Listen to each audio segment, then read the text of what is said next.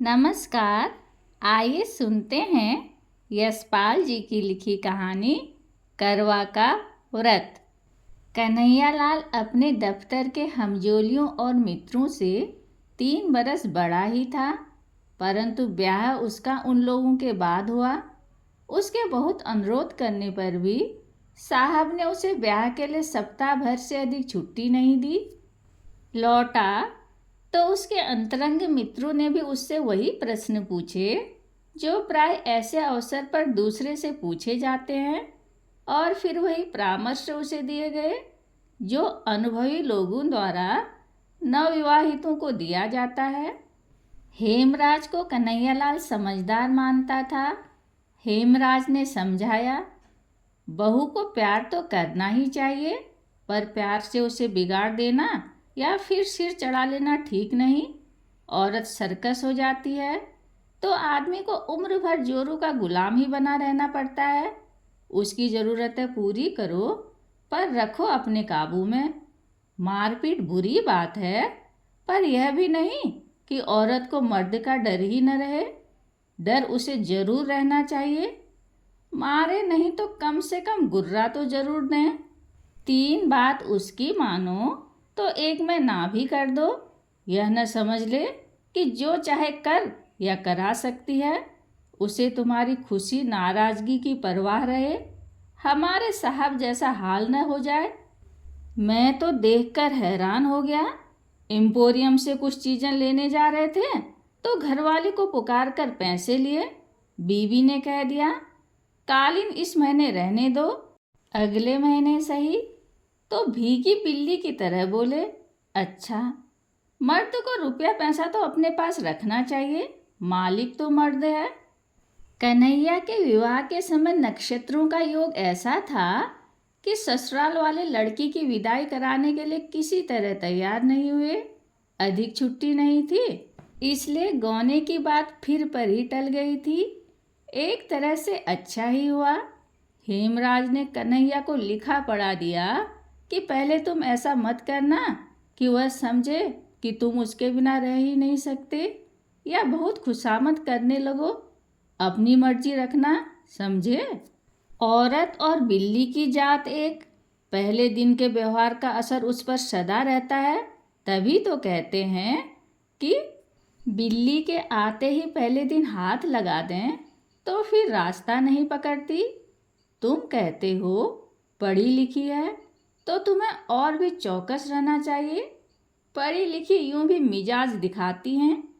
निस्वार्थ भाव से हेमराज की दी हुई सीख कन्हैया ने पल्ले बांध ली थी। सोचा, मुझे बाजार होटल में खाना पड़े या खुद चौका बर्तन करना पड़े तो शादी का क्या लाभ।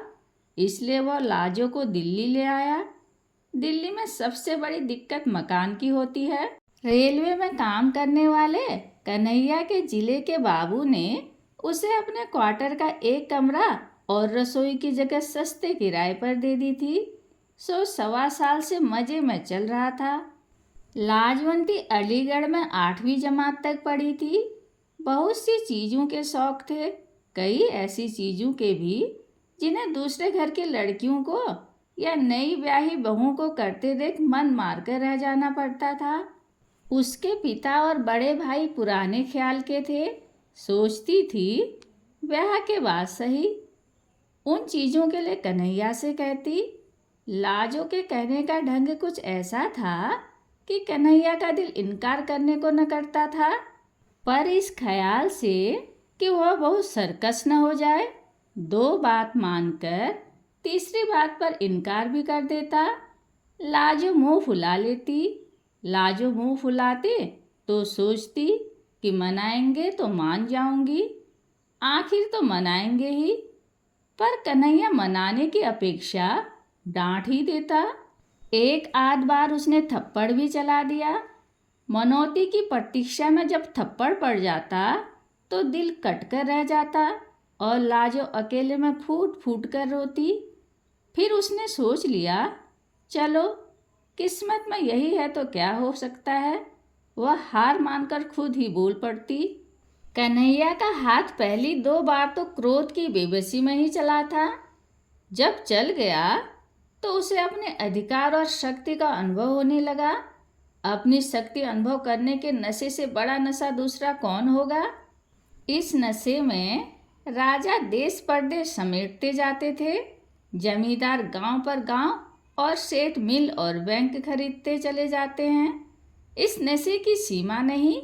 यह चस्का पड़ा तो कन्हैया के हाथ उतना क्रोध आने की प्रतीक्षा किए बिना ही चल जाते। मार से लाजो को शारीरिक पीड़ा तो होती ही थी, पर उससे अधिक होती थी अपमान की पीड़ा। ऐसा होने पर वह कई दिनों के लिए उदास हो जाती, घर का सब काम करती, बुलाने पर उत्तर भी दे देती, इच्छा न होने पर भी कन्हैया की इच्छा का विरोध न करती, पर मन ही मन सोचती रहती, इससे तो अच्छा है मर जाऊं। और फिर समय पीड़ा को कम कर देता। जीवन था तो हंसने और खुश होने की इच्छा भी फूट ही पड़ती और लाजो हंसने लगती। सोच यह लिया था, मेरा पति है, जैसा भी है मेरे लिए तो यही सब कुछ है, जैसे यह चाहता है वैसे ही मैं चलूं। लाजो के सब तरह अधीन हो जाने पर भी कन्हैया की तेजी बढ़ती ही जा रही थी। वह जितनी अधिक बेपरवाही और स्वच्छंदता लाजो के प्रति दिखा सकता, अपने मन में उसे उतना ही अधिक अपनी समझने और प्यार का संतोष पाता। कुंवार के अंत में पड़ोस की स्त्रियां करवा चौथ के व्रत की बात करने लगी। एक दूसरे को बता रही थीं कि उनके मायके से करवे में क्या क्या आया। पहले बरस लाजो का भाई आकर करवा दे गया था। इस बरस भी वो प्रतीक्षा में थी। जिनके मायके शहर से दूर थे, उनके यहाँ मायके से रुपये आ गए थे। कन्हैया अपनी चिट्ठी पत्री दफ्तर के पते से ही मंगाता था। दफ्तर से आकर उसने बताया, तुम्हारे भाई ने करवे के 2 रुपये भेजे हैं। करवे के रुपये आ जाने से ही लाजो को संतोष हो गया। सोचा, भैया इतनी दूर से कैसे आते। कन्हैया दफ्तर जा रहा था तो उसने अभिमान से गर्दन कंधे पर टेढ़ी कर और लाड़ के स्वर में याद दिलाया, हमारे लिए सरगी में क्या क्या लाओगे। और लाजो ने ऐसे अवसर पर लाई जाने वाली चीज़ें याद दिला दी। लाजो पड़ोस में कह आई कि उसने भी सरगी का सामान मंगाया है। करवा चौथ का व्रत भला कौन हिंदू स्त्री नहीं करती।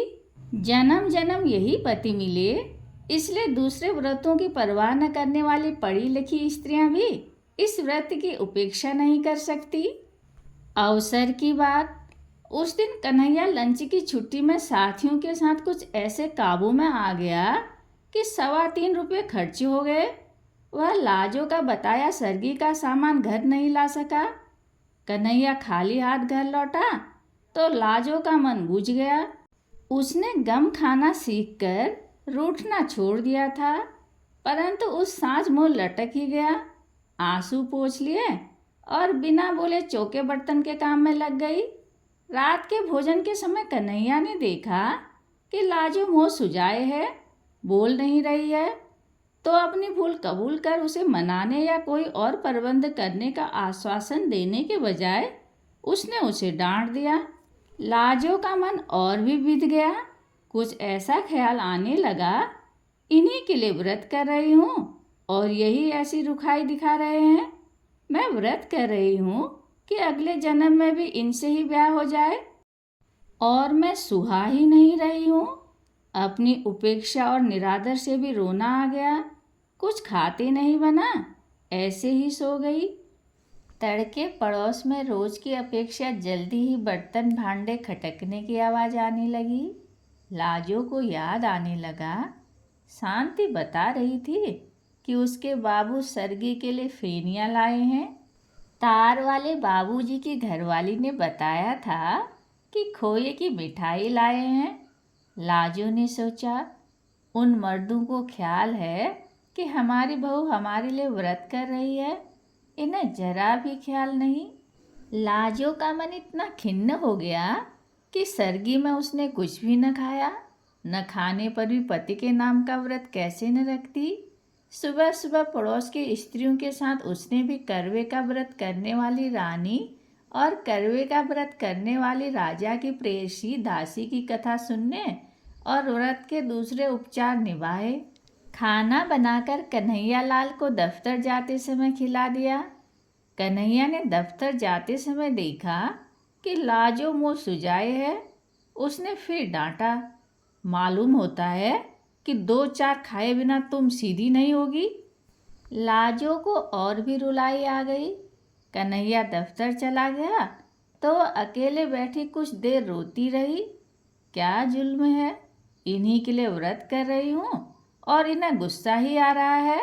जन्म जन्म ये ही मिले, इसलिए मैं भूखी मर रही हूँ।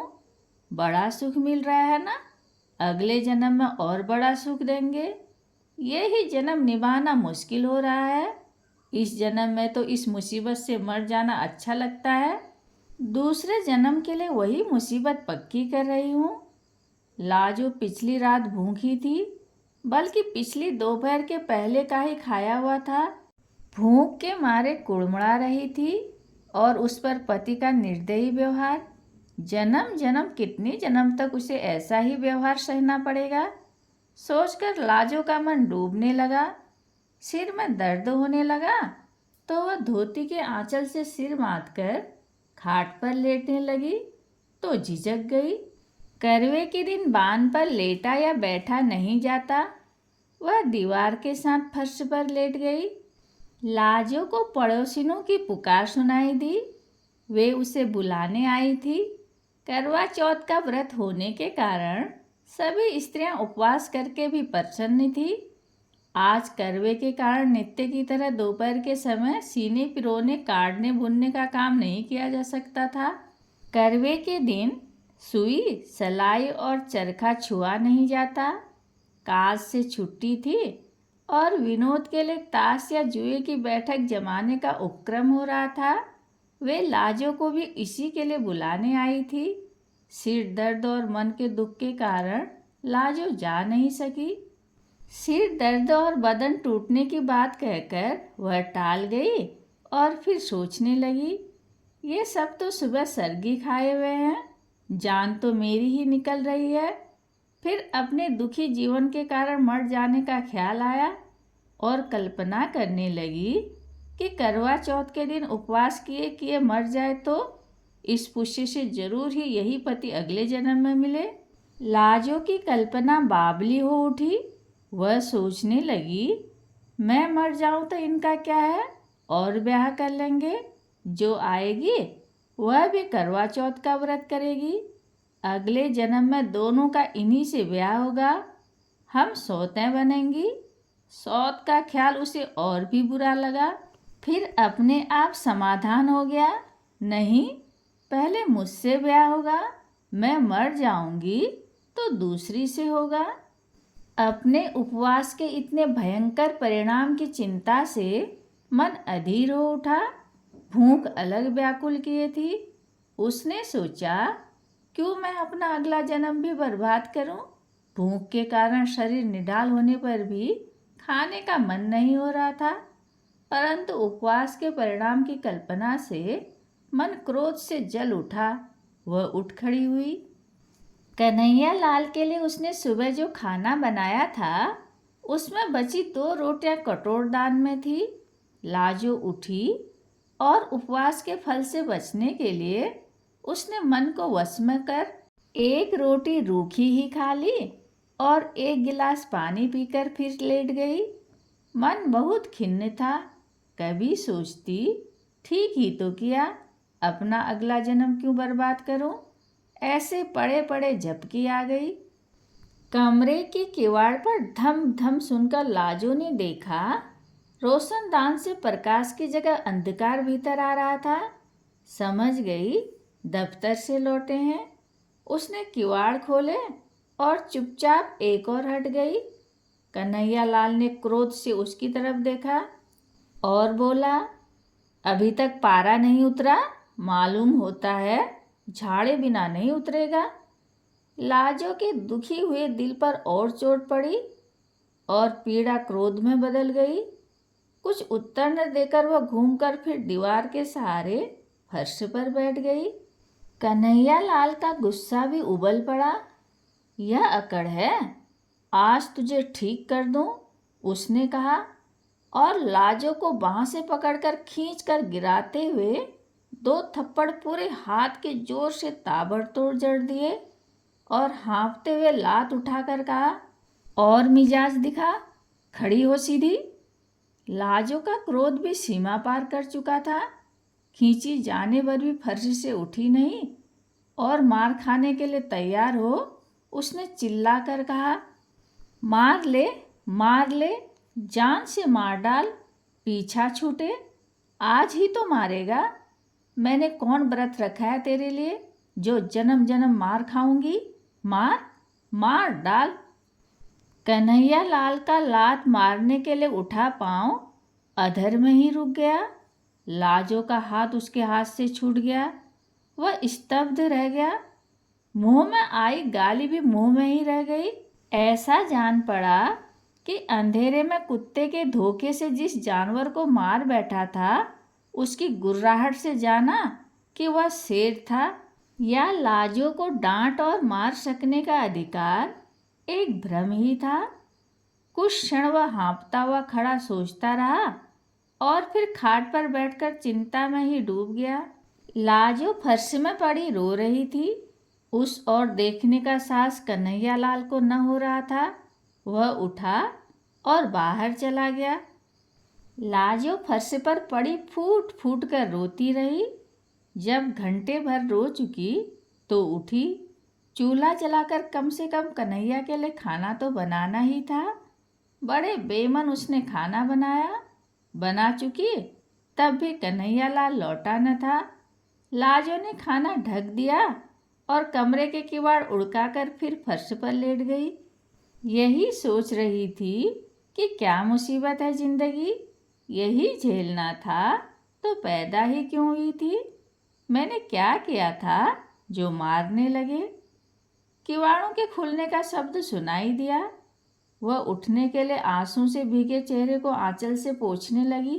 कन्हैया लाल ने आते ही एक नज़र उसकी ओर डाली। उसे पुकारे बिना ही वह दीवार के साथ बिछी चटाई पर चुपचाप बैठ गया। कन्हैया लाल का ऐसा चुप बैठ जाना नई बात थी, पर लाजो गुस्से में कुछ न बोली। रसोई में चली गई।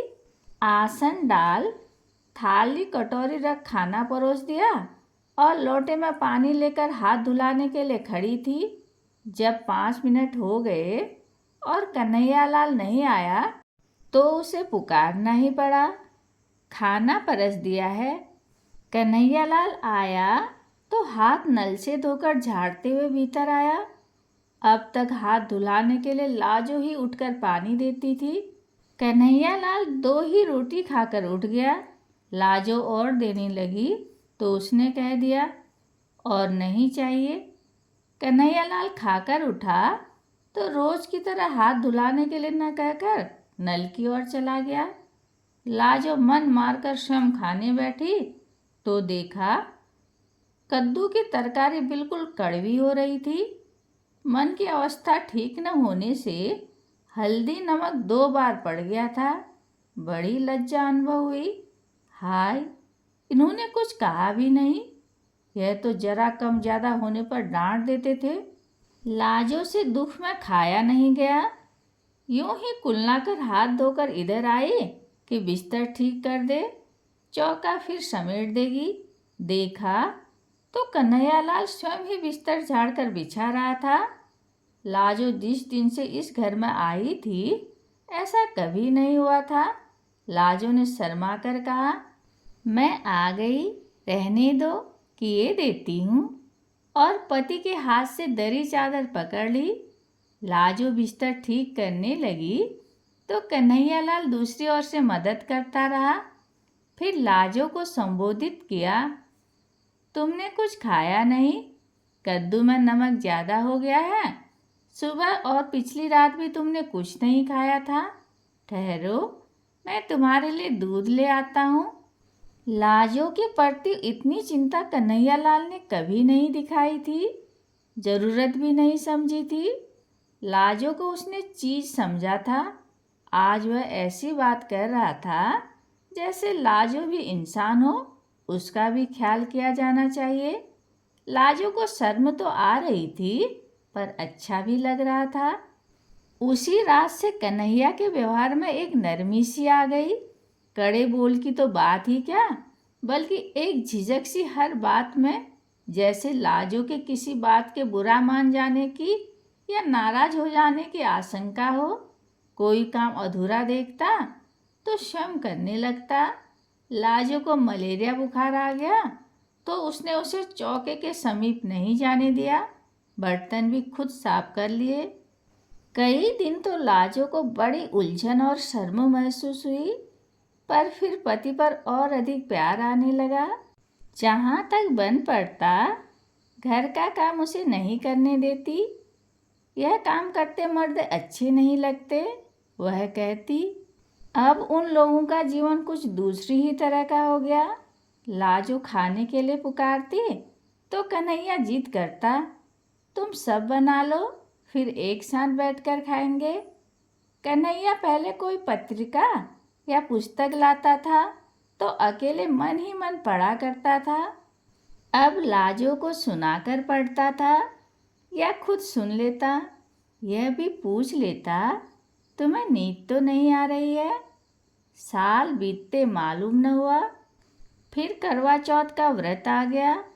जाने क्यों लाजो के भाई का मनी ऑर्डर करवे के लिए न पहुंचा था। करवा चौथ के पहले दिन कन्हैयालाल दफ्तर जा रहा था। लाजो ने खिन्नता और लज्जा से कहा, भैया करवा भेजना शायद भूल गए। कन्हैयालाल ने सांत्वना के स्वर में कहा, तो क्या हुआ, उन्होंने जरूर भेजा होगा। डाक खाने वालों का हाल आजकल बुरा है। शायद आज आ जाए या 2 दिन बाद आए। डाक खाने वाले आजकल मनी ऑर्डर के 15-15 दिन लगा देते हैं। तुम व्रत उपवास के झगड़े में मत पड़ना, तबीयत खराब हो जाती है। यूँ कुछ मंगाना ही हो तो बता दो, लेते आएंगे। पर व्रत उपवास से होता क्या है, सब ढकोसला है। वाह, यह कैसे हो सकता है? हम तो जरूर रखेंगे व्रत। भैया ने करवा नहीं भेजा न सही, बात तो व्रत की है, करवे की थोड़ी ही। लाजो ने बेपरवाही से कहा। संध्या समय कन्हैयालाल आया तो रुमाल में बंधी छोटी सी गांठ लाजो को थमाकर बोला, लो, फैनी तो मैं ले आया हूँ, पर व्रत के चक्कर में नहीं पड़ना। लाजो ने मुस्कुराकर रुमाल लेकर अलमारी में रख दिया। अगले दिन लाजो ने समय पर खाना तैयार कर कन्हैया को रसोई से पुकारा, आओ जी, खाना परस दिया है। कन्हैया ने जाकर देखा, खाना एक ही आदमी के लिए परोसा था। और तुम? उसने लाजो की ओर देखा। वाह, मेरा तो व्रत है, सुबह सरगी भी खा ली, तुम अभी सो ही रहे थे। लाजो ने मुस्कुराकर प्यार से बताया। यह बात तो हमारा भी व्रत रहा, आसन से उठते हुए कन्हैयालाल ने कहा। लाजो ने पति का हाथ पकड़कर रोकते हुए समझाया, क्या पागल हो, कहीं मर्द भी करवा चौथ का व्रत रखते हैं? तुमने सरगी कहाँ खाई? नहीं नहीं, यह कैसे हो सकता है? कन्हैया नहीं माना। वह बोला, तुम्हें अगले जन्म में मेरी ज़रूरत है तो क्या मुझे तुम्हारी नहीं है? या तुम भी व्रत न रखो आज? लाजो पति की ओर कातर आंखों से देखती हार मान गई। पति के उपास से दफ्तर जाने पर उसका हृदय गर्व से फूला नहीं समा रहा था। कहानी सुनने के लिए धन्यवाद।